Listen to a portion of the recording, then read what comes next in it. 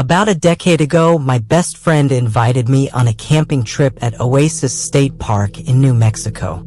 It's a surprisingly wooded place with a lake and a lot of wildlife. We had an amazing day exploring, snakes by the lake, roadrunners, sandy trails, perfect kid adventure stuff.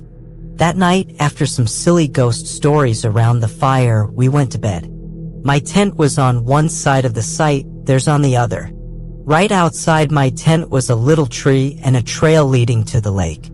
Sometime during the night, I woke up needing to use the bathroom. As I unzipped my tent with my little lantern, I heard howls normal for New Mexico, but then a deep, unnatural howl from just a few feet away. Frozen, I sat there, staring as something massive crunched up the trail toward me. It looked like a giant dog at first, coyote-colored fur, tiny pointed ears, but it was wrong.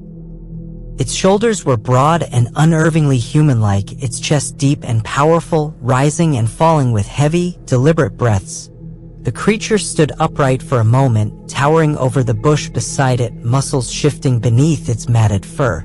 Then, with a series of sickening pops and cracks, it dropped to all fours, though its limbs still bent in strange, almost human angles.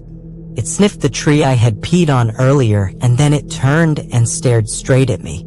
Its eyes didn't glow, but they had a deep, ancient hunger to them, something older than anything I had ever known. I was sure I was dead.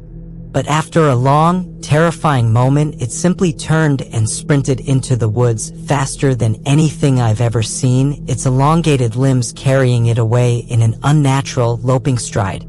I never went to the bathroom that night. I barely slept. The next day, we found giant, oddly shaped coyote tracks in the sand. But they almost looked wrong, like they didn't belong to a normal animal. I convinced my friend's family to let me sleep in their tent after that, but I never camped alone again. Even now, I still remember two things crystal clear, those ancient eyes and the absolute feeling of helplessness.